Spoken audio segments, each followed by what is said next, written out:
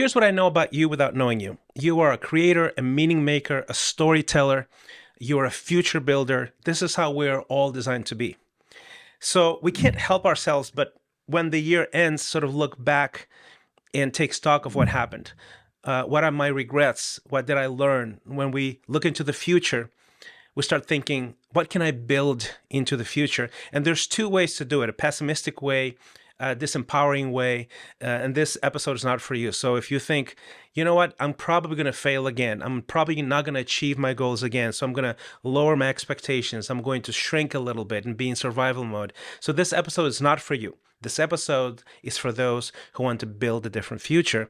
And today I'm going to unpack 4 different strategies that you can use right now to essentially set goals for yourself and make this upcoming year the best year ever. Here we go.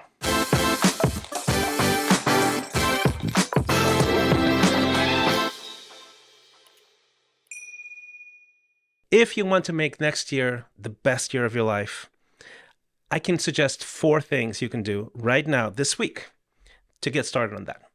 Write, integrate, prioritize, and take action. I'm going to break it down for you. So pay attention, sit down, maybe take notes. Writing. This is the thing that when I coach people, I get sort of silent pushback the most because it seems unpractical. It seems ethereal almost, right? But it's a powerful thing. I write every single day and I promise you it's powerful. One of the ways I try to convince people to start writing as a life-shaping skill set is the study that was conducted in Harvard, 1979, a graduating MBA class. And they asked them, how many of you wrote down your goals? 3% wrote down their goals, 97% didn't. And then 10 years later, they followed up with them. And the 3% that wrote down their goals made 20 times more money together than the 97% that didn't put together. 20 times more, just 3%. It's a compelling argument. And the way, I'm not going to go into a lot of details because this is not the goal of this episode, but the way it works in broad strokes is that your thoughts are disorganized. They sort of bounce around in your head. They also trigger emotions and they sort of mix together, you know? And the minute you develop skills to write things down, things start making sense to you. So your thoughts, your ideas become more structured, more real. So write things down. That's just a general recommendation, but this is very specific to setting goals. Sit down, pull out your journal, piece of paper, whatever, and write down 2 or 3 things that you want to accomplish. And then ask yourself why you want to accomplish them. Because we do things for the wrong reasons all the time.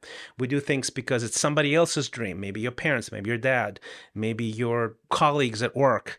And you start ending up going these rabbit holes of a lot of investment of time and money and energy and risk, following somebody else's dream. And usually those things don't pan out very well. So you have to figure out, is this my dream and why? Asking yourself why and asking yourself, how would this make me feel if I've achieved this goal?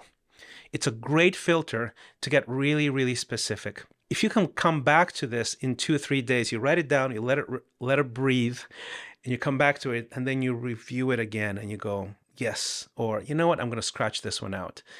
First step, write. The second strategy to make this next year the best year of your life is look at your goals and try to integrate your life. I'll explain what that means. You are an integrated being. That's self-evident, right? There's all kinds of systems going on in here. Don't live a disjointed life. If you want to plan the year, look at your life holistically.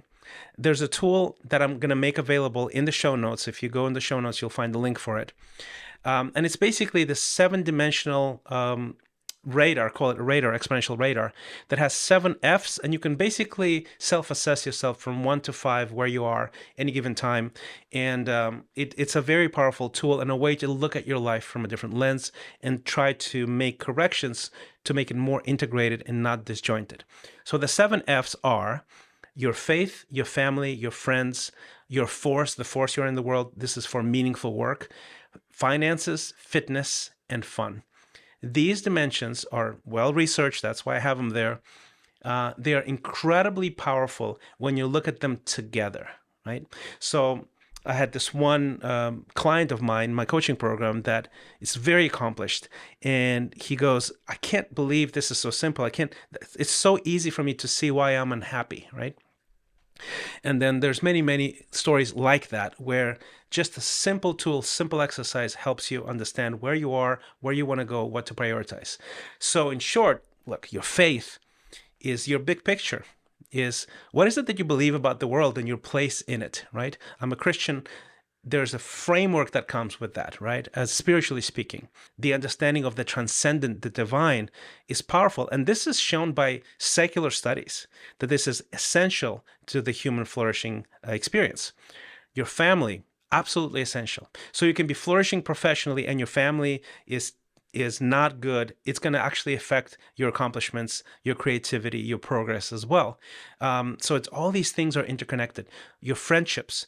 If you show me your closest 5 friends you have in your life, I will show you your future. How many of those people bring you down, are more neutral, or actually elevate your life?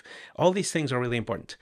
Your force, meaningful work. Look, if your work doesn't bring you any joy, there's a problem. I promise you. You spend 8 hours a day doing this thing, right? You have to figure out that dimension. And it has to go from 1 to 2 to 3 to 4 to 5. That's the direction it needs to go. With money, many of us have funky ideas about money, honestly, right? Unhealthy ideas. So if we don't focus on that, it's going to remain unhealthy. With fitness, your lifestyle, your health, your eating habits, your moving, these things matter tremendously in your journey because your mind spies on your body and your body spies on your mind. With fun, it's the thing that shows you how happy and joyful you are in general, right? It's the expression of joy. And we live in a society in the West that has a high level of workaholism, has a high level of anxiety and depression.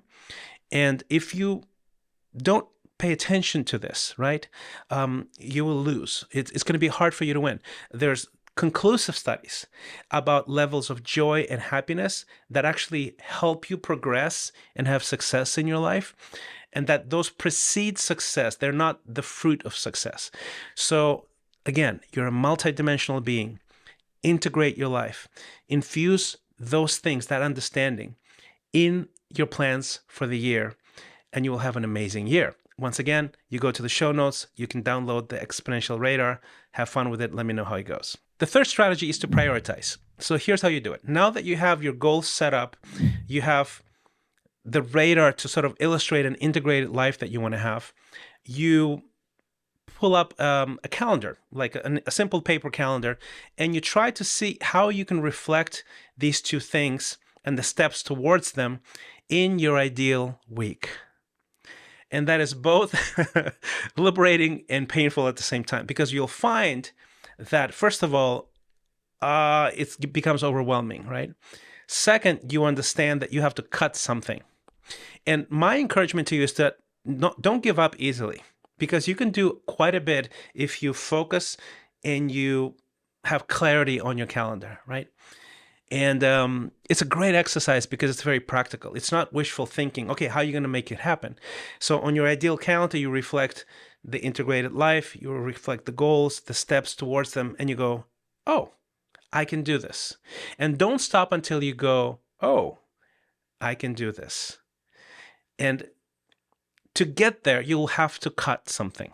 And sometimes you have to go back and cut a goal and go, you know what? Maybe not this year, because I'd rather do this one thing. Which brings me to the fourth strategy. Before I tell you about the fourth strategy, I want you to go to Xponential without the E, exponential.life. This is the homepage for my coaching program. And in there, you can get access to a free class, free training that unpacks in a lot of detail 4 shifts you can make to elevate your calling and your career. I think you're going to love it. So go to exponential.life. I'm going to put it on the show notes as well. Now, to the fourth dimension, the fourth strategy for making this next year an amazing year for you is taking action. And obviously that's self-evident. If you do all this prep work, all this visualization, all this prioritization, all this writing out, and you don't act on it, nothing's going to happen, obviously. Most of us are dabblers. We just try, we wish, it becomes too hard. It becomes too painful, and we just give up. And you have to take action. So to help you take action, here's what I'm going to do. Write down what's the one thing. If you were to sacrifice every other priority that you have, every other goal, what's the one goal that you do not want to compromise on? And if you do that, you write it out somewhere and you put it as a mantra in your journal every day. You put it as a post-it note on your computer and you think about it. And make it a goal to do something every single day towards that one thing that you want to achieve.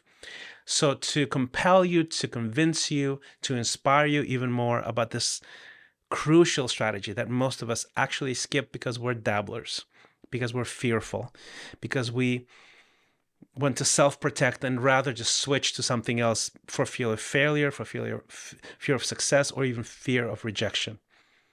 I want to read you this quick essay by the Strangest Loop called Not Doing the Thing. And we're going to wrap up with this, but I want you to sort of sit down, pay attention to this, let it flow through your system, okay? Here's what it says. Preparing to do the thing isn't doing the thing. Scheduling time to do the thing isn't doing the thing. Making a to-do list for the thing isn't doing the thing. Telling people you're going to do the thing isn't going to do the thing. Messaging friends who may or may not be doing the thing isn't doing the thing. Writing a banger tweet how you're going to do isn't going to do the thing. Hating on yourself for not doing the thing isn't doing the thing. Hating on other people who have done the thing isn't doing the thing. Hating on obstacles in the way of doing the thing isn't doing the thing. Fantasizing about all of the adoration you'll receive once you do the thing isn't doing the thing. Reading about how to do the thing isn't doing the thing. Reading about how other people did the thing isn't doing the thing. Reading this essay isn't doing the thing. The only thing that is doing the thing is doing the thing. So may you do the thing. May you have the best year of your life in 2024. If you think this is an amazing episode that you want to forward to somebody, please do subscribe. Come to christianray.flores.com, subscribe to the newsletter to get it in your inbox every Sunday morning. And do the thing. Happy New Year.